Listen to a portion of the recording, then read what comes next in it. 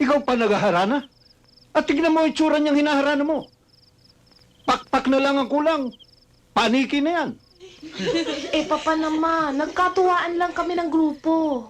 Oo nga naman, sir. Ako yata ng pagkatuwaan. Huwag na kayong mga twiran.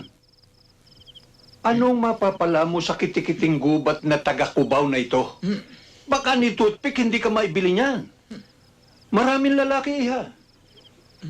Mas intelihente, mas may sinasabi, at higit sa lahat, mas may hitsura.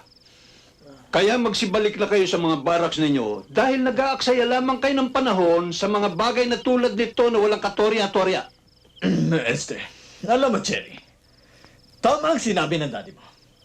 Marami rito mga lalaki mas intelihente, mas may sinasabi, at mas may hitsura. Katulad ko, di ba, sir? Ano ka, Hilo?